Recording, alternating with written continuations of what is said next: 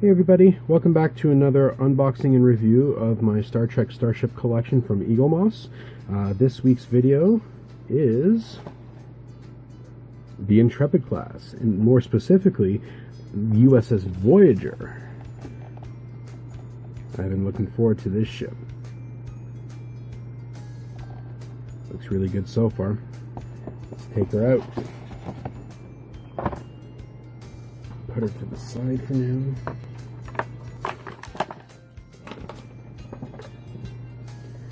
Okay, so here we go. I got the stand out here.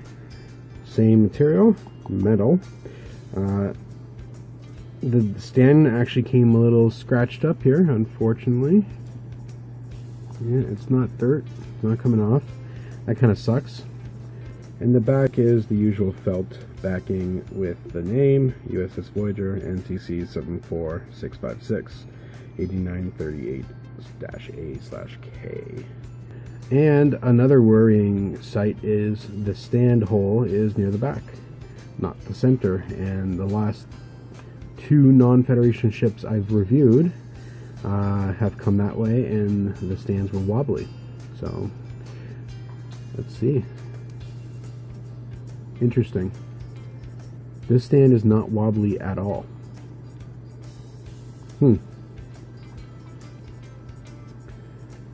Okay, so this might actually display nicely.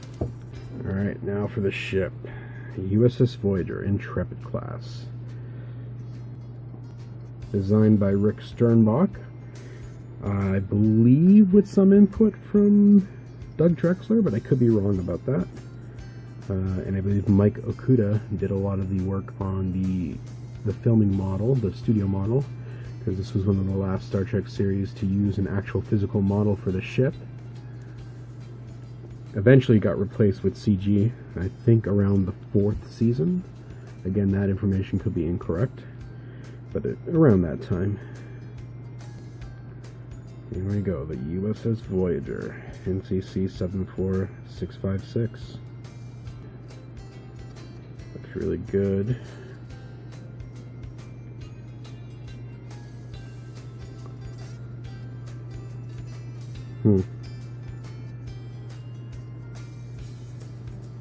It does look really good, but doesn't the hull look an awful bland?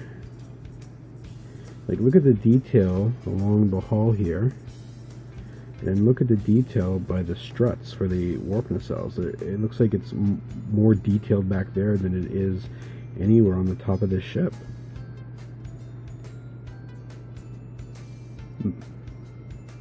Yeah, like, it might be hard to see on camera, but looking off camera, the detail differences is very, very noticeable. That's a little disappointing.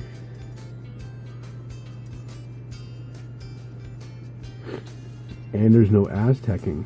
And I know this ship has Aztecing, so that kind of takes away from it too. I mean, you went ahead and threw on the landing decal for the shuttle bay. I don't know, that's a little disappointing, guys. And instead of actually doing the shuttle bay doors, they just painted it black. That's also a little disappointing. Let's check out the bottom. Whoa, Eaglemoss, come on. Okay, this is disappointing, guys. I'm sorry. So this is why it's disappointing to me. Look at that detail underneath here. It's fantastic. Still no Aztecing, but you can see the deck plating. Everything is very detailed. Never knew what that was. They're not escape pods, because these are escape pods, but this detailing where the arrow wing is, the phaser arrays, like everything is so nicely detailed on the bottom. Even around the secondary hull. Yeah, everything is so detailed here. But then when you turn it to the other side, it's like this almost faded detail on the top. It's like they use a different type of material. This is very disappointing. Like, look how faded and dull all this detail is. But then when you flip it over, you get this nice precision detail. Like, even the deflector dish looks fantastic. Look at that. That's been lacking so far.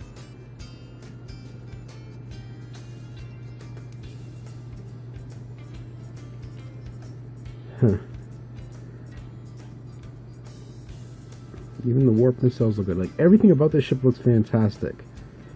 Except for the top panel, which looks like to be one single piece that goes right here and then gets cut off there.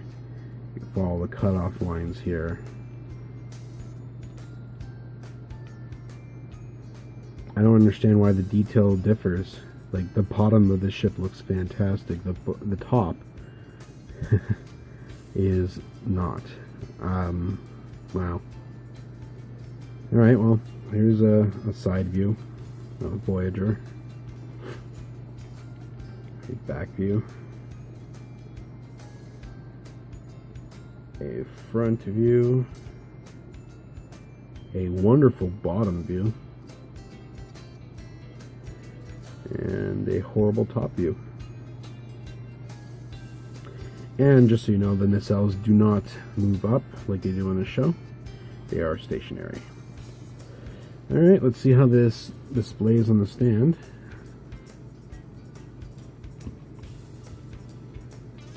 Okay. So, visually, it displays very nicely on the stand.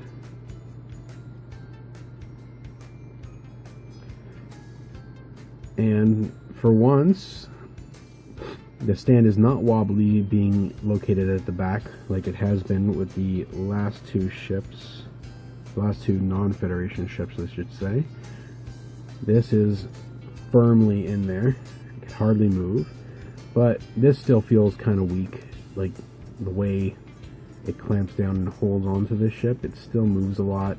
I'd still be afraid that you might knock it off. So far it hasn't fallen, which is great, but that's a little worrying as well.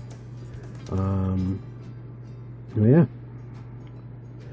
So let's move on to the magazine. Alright, here we go. The Voyager / Intrepid class magazine. There we go. A shot of Voyager from the front, and if you look very closely right here, this is what I was talking about, the shuttle bay doors. As you can see, there's an actual door there and a little access port there. All details that they omitted from this Eagle Moss model and just made it completely gray.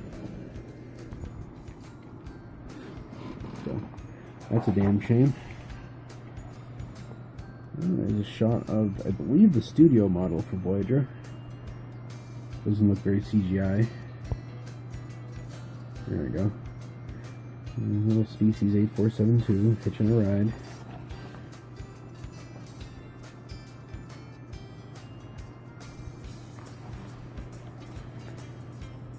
And here's a shot of the Aero Wing, or the Aero Shuttle, which was Voyager's take on the captain's yacht, which we never saw in action. Here's a nice top, side, and front view of Voyager. Some conceptual designs for Voyager here. I'm glad they went with what they went with. I mean, that does look pretty cool when it's all fleshed out. I don't know. This Voyager design is actually pretty neat too. If they had gone with that, I would have been fine with that as well. That actually looks pretty nice.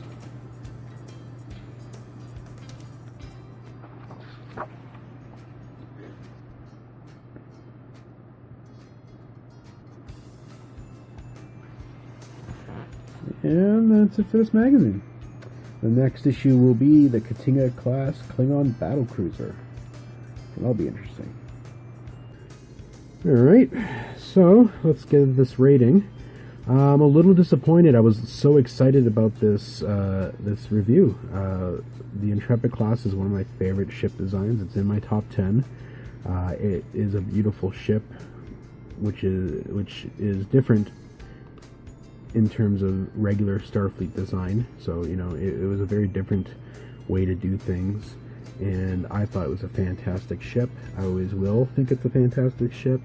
Sadly, the Eagle Moss model for this ship is not that fantastic. The detail is fantastic and amazing.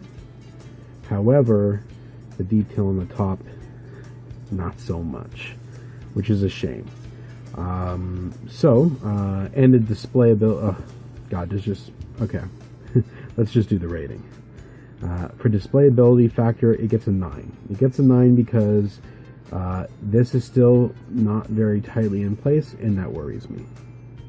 Other than that, the display is wonderful, so it gets a 9 out of 10.